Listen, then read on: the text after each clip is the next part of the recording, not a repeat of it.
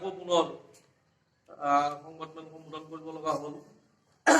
আপোনালোকে সকলোৱে জ্ঞাত, যিহেতু বিধানসভা নিৰ্বাচনৰ তাৰিখ ঘোষণা হ'ল, গতিকে আমি বিশেষকৈ এই কলাইগাঁও বিধানসভা সমষ্টিত আমি আমাৰ স্বগোষ্ঠীৰ কোচ ৰাজবংশী জনগোষ্ঠীৰ যোগ্য আৰু স্থানীয় ব্যক্তিক প্ৰাৰ্থিত্ব প্ৰদানৰ দাবীটো আমি ইয়াতে উত্থাপন কৰিব বিচাৰিছোঁ। বিশেষকৈ শাসক যি বিজেপি দল, তেওঁলোকক আমি এই দাবীটো আজি আকৌ পুনৰবাৰ তেওঁলোকক মনত পেলাই দিছোঁ যে আমাক কোচ ৰাজবংশী সংগ্ৰামখনৰ লগত জড়িত, কোচ ৰাজবংশী জনগোষ্ঠীটোৰ লগত জড়িত যোগ্য আৰু স্থানীয় ব্যক্তিক প্ৰাৰ্থিত্ব প্ৰদান কৰিব লাগে। যিহেতু কোচ ৰাজবংশী জনগোষ্ঠীৰ ভালেকেইজনো বিজেপি দলত আছে বা তেওঁলোকে প্ৰাৰ্থিত্ব বিচাৰিছে, তাৰে ভিতৰত যিজন যোগ্য স্থানীয় তেওঁক দিব লাগে। আৰু দ্বিতীয়তে যি আমাৰ কলাইগাঁও সমষ্টি, এই কলাইগাঁও সমষ্টিত যিহেতু আমাৰ প্ৰায় 65,000 কোচ ৰাজবংশী ভোটাৰ আছে, আৰু সেই হিচাপত যোৱা বিধানসভা আগতেও ইয়াৰ পৰা কোচ ৰাজবংশী জনগোষ্ঠীৰ বিধায়ক হৈ গৈছে, জিকি গৈ যায়। গতিকে আমি পুনৰবাৰ যিহেতু আমাৰ কোচ ৰাজবংশী অধ্যুষিত এই বিধানসভা সমষ্টি আমি সেইটো বিচাৰিছোঁ। আৰু বিশেষকৈ যোৱা লোকসভা নিৰ্বাচনত বিজেপি নেতৃবৃন্দই আমাক প্ৰতিশ্ৰুতি দিছিল, যিহেতু কলাইগাঁও বিধানসভা সমষ্টিত তেওঁলোকে কোচ ৰাজবংশী প্ৰাৰ্থী দিব, আৰু সেই কথাখিনি আমি তেওঁলোকক আকৌ পুনৰবাৰ বিজেপি নেতৃবৃন্দক মনত পেলাই দিছোঁ।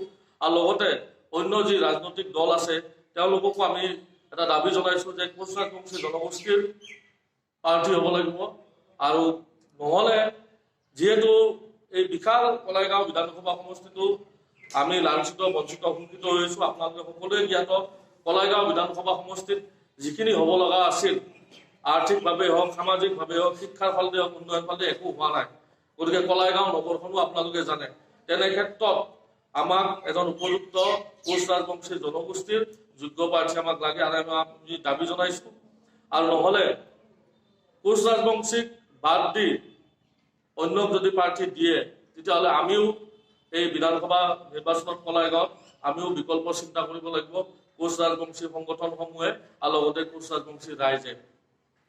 গতিকে আমি আজি বিশেষকৈ বিজেপি দলক দাবী জনাইছোঁ, লগতে অন্য দলকো দাবী জনাইছোঁ, কোচ ৰাজবংশী জনগোষ্ঠীৰ সংগ্ৰামৰ লগত, কোচ ৰাজবংশী জনগোষ্ঠীৰ সংগঠনৰ লগত, কোচ ৰাজবংশী জনগোষ্ঠীৰ সমস্যাৰ লগত যোনে জড়িত আছে সেই ব্যক্তিক তেওঁলোকে যাতে আমাক প্ৰাৰ্থিত্বটো প্ৰদান কৰে। প্ৰেছ ক্লাব আৰু মিডিয়া চাৰ্কুলৰ সাংবাদিক বন্ধুসকলক মোৰ ফালৰ পৰা ধন্যবাদ আৰু স্বাগতম জনাইছোঁ। ইতিমধ্যে আমাৰ হেমন্ত বৰা গৈছে আপোনালোকক কলাইগাঁও বিধানসভা সমষ্টিৰ আগন্তুক নিৰ্বাচন সম্পৰ্কে আমাৰ জনগোষ্ঠীটোৰ পৰা প্ৰাৰ্থী দিব লাগিব বুলি দাবী জনাইছে। আৰু আমাৰ দৰং জিলা কোচ ৰাজবংশী সমিতিৰ তৰফৰ পৰা আমি দাবী জনাইছোঁ, কলাইগাঁও বিধানসভা সমষ্টিত যিহেতু আমাৰ 65,000 জনগোষ্ঠীৰ ভোট আছে, প্ৰথম ভোট আমাৰ জনগোষ্ঠীৰে হৈছে। আৰু ইয়াৰ আগতেই কেইবাবাৰো এই সমষ্টিটোত আমাৰ জনগোষ্ঠীৰ বিধায়ক বিজয় হৈছে। ক্ৰমে লক্ষীকান্ত শইকীয়া, মুকুন্দাৰাম চৌধুৰী আৰু মহেন্দ্ৰ মোহন ৰায়চৌধুৰী দুবাৰকৈ বিজয়ী হৈছিল।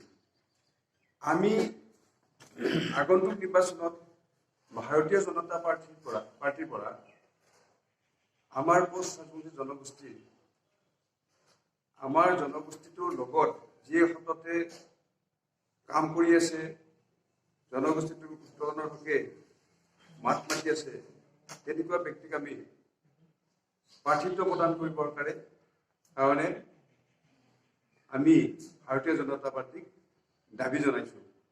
যিহেতু আমাৰ জনগোষ্ঠীটোৰ বহুতো পাবলগীয়া আছে, জনগোষ্ঠীটোৰ আমাৰ জনজাতিকৰণৰ কাৰণে সদনত উত্থাপন কৰিবৰ কাৰণে আৰু আমাৰ জনগোষ্ঠীটোৰ উত্তৰণৰ কাৰণে আৰ্থিকভাৱে, সামাজিকভাৱে, ৰাজনৈতিকভাৱে, লগতে আমাৰ কলাইগাঁও সমষ্টিত একেবাৰে পিছপৰা উন্নয়নৰ ক্ষেত্ৰত যোৱা কোনো চৰকাৰে বিভিন্ন ধৰণে কাম কৰিছে যদিও প্ৰায় বহু অঞ্চলত আমাৰ এতিয়াও উন্নয়ন হোৱা নাই। এই উন্নয়নৰ ক্ষেত্ৰত সবল নেতৃত্ব দিবৰ কাৰণে আমি আমাৰ জনগোষ্ঠীটোৰ শক্তিশালী নেতা হিচাপে যিগৰাকী প্ৰাৰ্থিত্ব প্ৰদান কৰে সেইগৰাকীক আমি বিজয় সাব্যস্ত কৰিবৰ কাৰণে আমাৰ তৰফৰ পৰা আমি চেষ্টা কৰিম। আৰু যদি আমাৰ জনগোষ্ঠীটোৰ পৰা প্ৰাৰ্থিত্ব প্ৰদান নকৰি অন্য জনগোষ্ঠীৰ পৰা প্ৰাৰ্থিত্ব প্ৰদান কৰে তেতিয়াহ'লে আমি বিকল্প চিন্তা কৰিবলৈ বাধ্য হ'ম।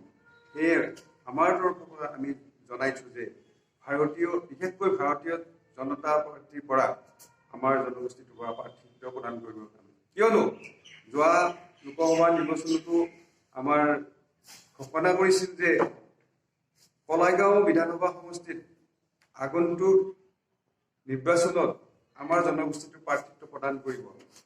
আৰু ইতিমধ্যে বুটে যি EM-জন হৈছে আমাৰ বিজেপিৰ পৰাই আমাৰ এই কোচ ৰাজবংশী জনসংখ্যাৰ পৰাই বৃহৎ ভোট পাই তেওঁ বিজয় সাব্যস্ত কৰিছে। গতিকে এইবোৰ কাৰণৰ কাৰণে মই দাবী জনাইছোঁ যে আমাৰ জনগোষ্ঠীটোৰ পৰা শক্তিশালী নেতা আৰু আমাৰ জনগোষ্ঠীৰ হৈ যিয়ে সততে কাম কৰিছে সেনেকুৱা ব্যক্তিক প্ৰাৰ্থিত্ব প্ৰদান কৰিবৰ কাৰণে মই দাবী জনাইছোঁ।